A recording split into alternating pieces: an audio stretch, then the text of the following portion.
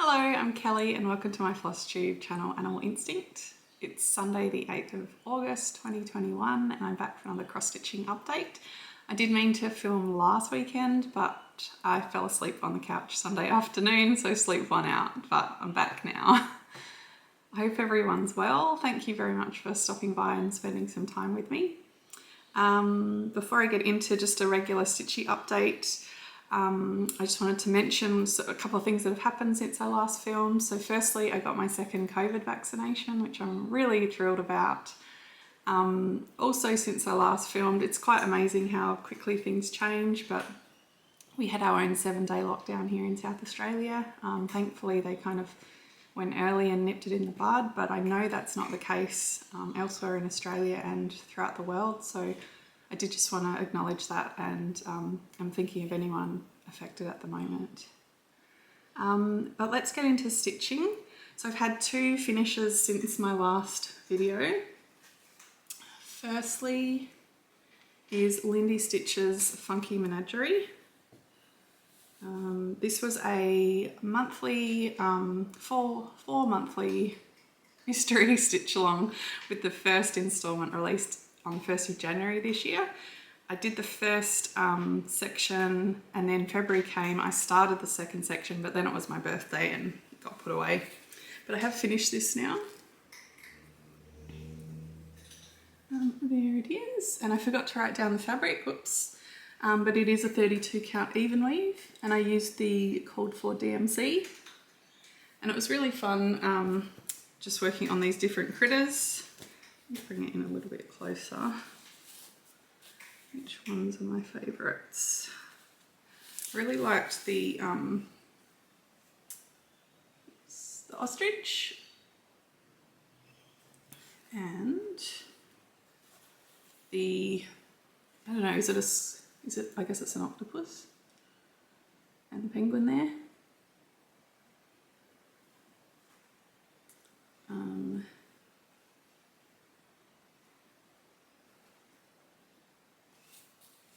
Yeah, I call them. You know me. Give me a critter and I'll be happy. So I will make this one into a project bag, hopefully sooner rather than later.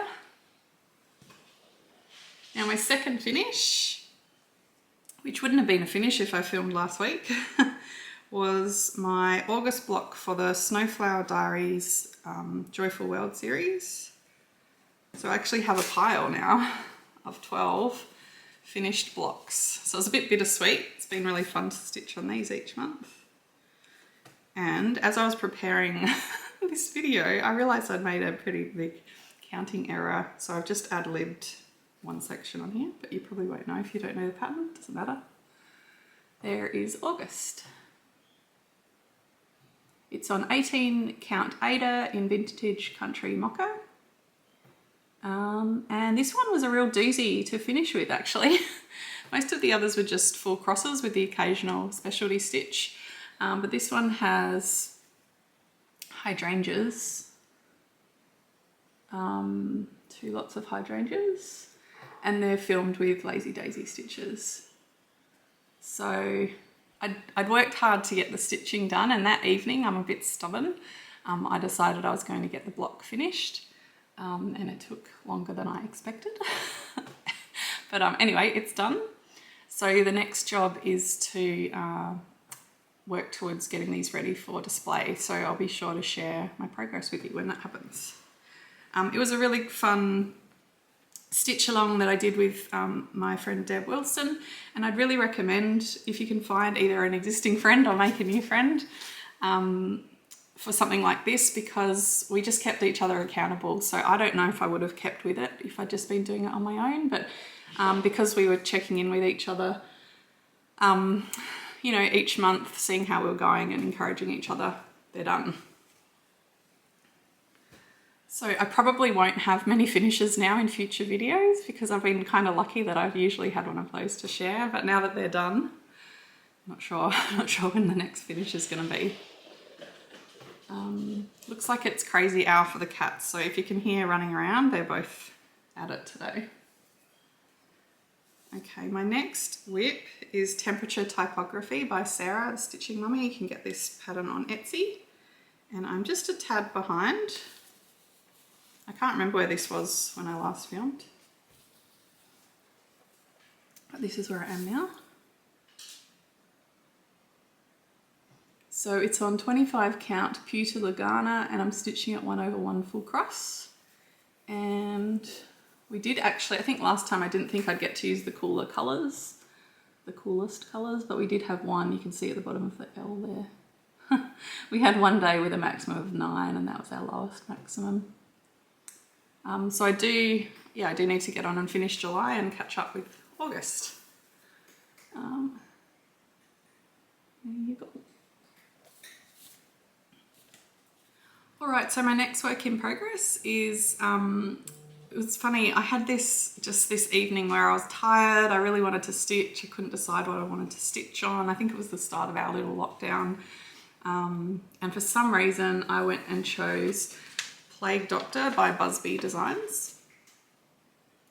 Not the greatest choice when it's on its tiny crosses and I find it quite hard to stitch on, so not a good choice when I was tired, but that's okay.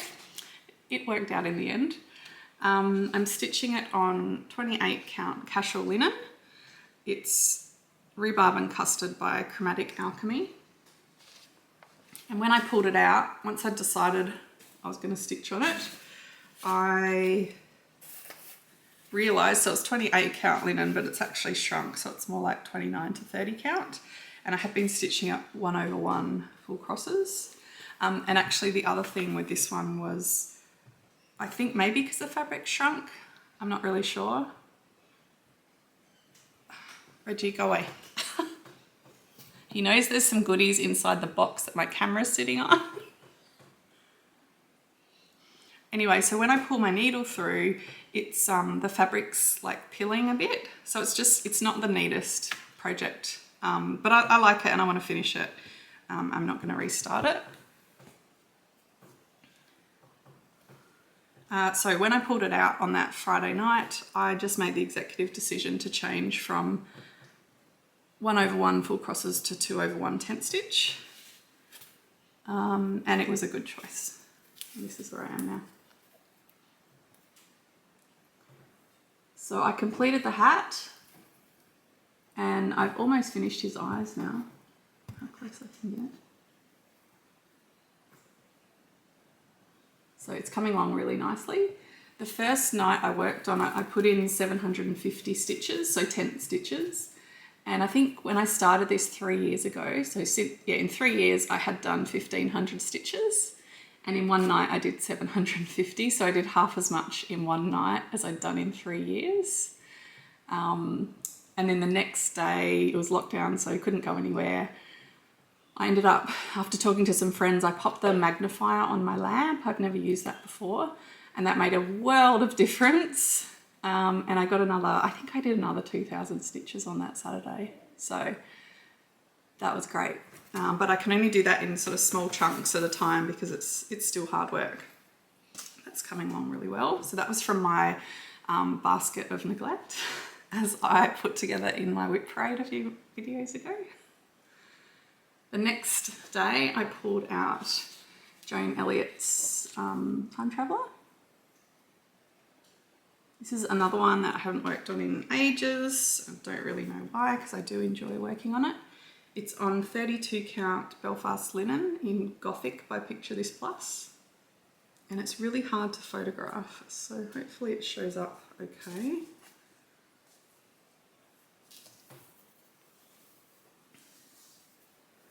I think a cat might have sat on it because I can see some cat hair. There we go. That's perfect. The colours, yep, that's exactly the colours. So the fabric is like a mottled blue and purple, black navy, and it just makes the colours of her dress just pop. So, let's come in a little bit.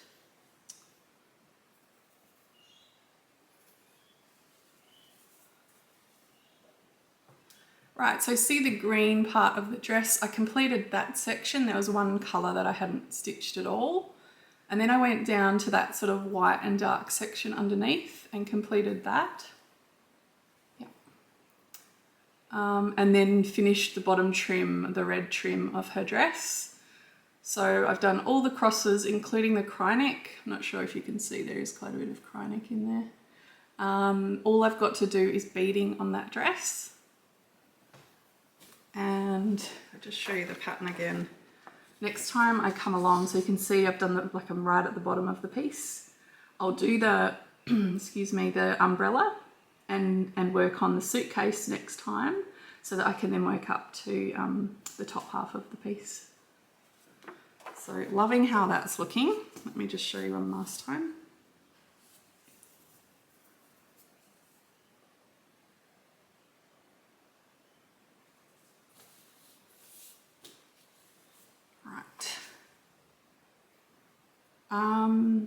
Then I just worked one evening, I worked on Sheep Heap. Thank you so much for the comments last time. My last video I got lots of comments about which kit I should start, and there was a clear crowd of favourite, so we'll get to that in a minute. But I also got some great tips on using whisper thread. So I'm using it on this one, Sheep Heap by Plum Street Samplers. And I've only done a small amount, but I may as well show you.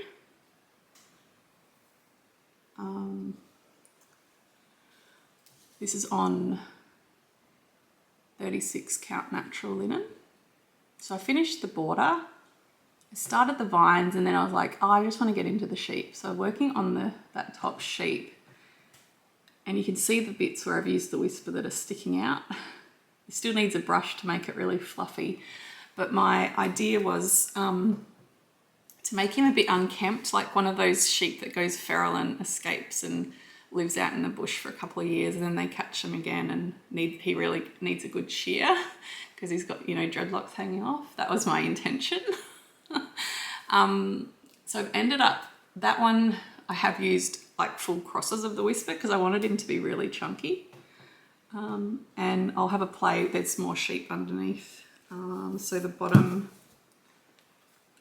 sheep is also going to have whisper in there, and I'll probably do that with the bottom strand as just white DMC and the top strand as the whisper. So yeah, thank you so much to everyone who gave me those suggestions. It was really much appreciated. And then I've got one more work in progress, and then we'll go on to starts. So the project I'm working on today is Firefly by Jenny Parks. It's a Gecko Rouge kit. I'm aiming to do 5,000 stitches a month on this piece, and I think I'm up to 3,000 so far. So I've still got a couple of thousand to go, and then I'll put it away until next month. Hopefully I've found a photo or just a shot from the last video to show you where I was last time I finished working on it. And I'm not taking it out of the Q-snap today, so you don't get to see his glorious head. But here he is. So as I've said before, I'm working across so the grid lines are 20 by 20. I'm working across generally in 20 deep stitch sections. I've kind of gone a bit rogue this month because I wanted to do his paw. Yes.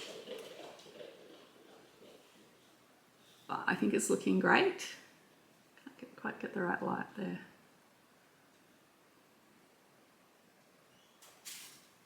And it's going to be hard to put away till next month. But definitely my favourite thing to work on at the moment.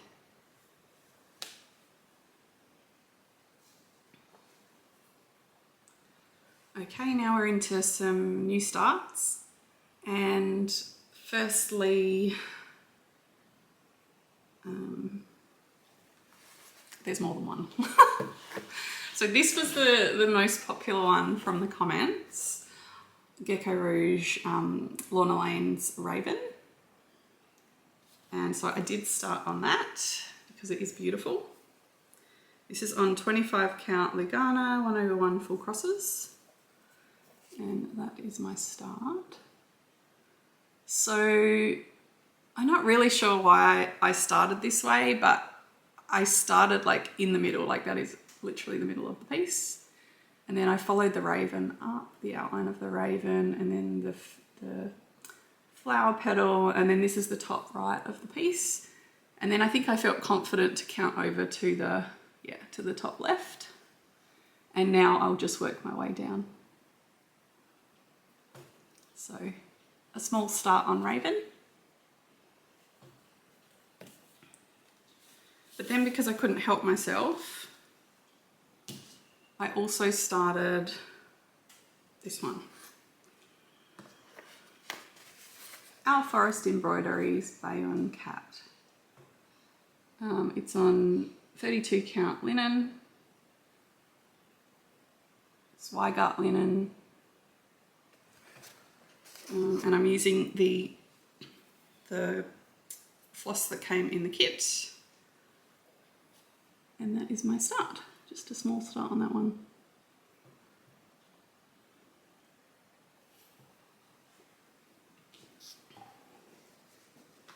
And then one more start. I started the Witchy Stitches Cryptid Sal. So she released the frame on the 1st of August, and then the first cryptid creature will be released on the 1st of September, I think. With time zones, it turns out it's the second of the month here. I know I shared my sort of choices of fabric. I think it was last video or the video before, can't remember. Well, I did a total U-turn and I picked something different, which I love it. So I have made a start.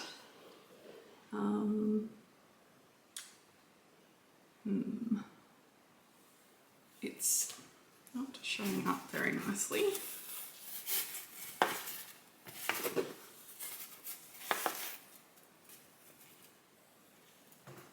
So it's called Duck Egg, and it's by number 12 Stitch Co. It's 32 count linen. Cats are doing laps of the house. It looks grey there, but it's a green, a grungy green. It's gonna look great. So that's my start so far. I figured since I've got 4 weeks, I'll just do about a quarter of it each week, and then I'll be up to date for the first cryptid to come out. Now I've used a combination of fabrics. So I've been sort of playing with DMC Etoile in the ornate part up here. This is just normal DMC. And I have used a petite treasure braid for just a tiny bit of sparkle here. You can see that. And also the word cryptids is going to be in black petite treasure braid as well, just for fun. Why not? I wish I could get the colour to show up better.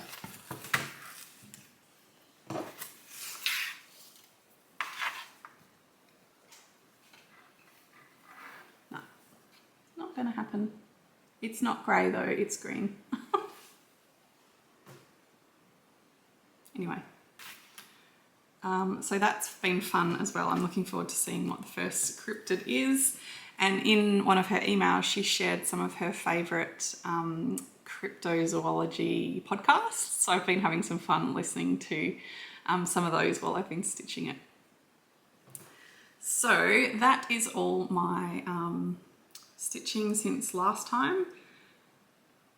I guess so coming up for the rest of August, I need to finish the 5,000 stitches on Firefly, finish the frame on the cryptid sow, and then I need to pick something from my basket of neglect, and I'm not sure what that's going to be just yet. But I do have plans for September.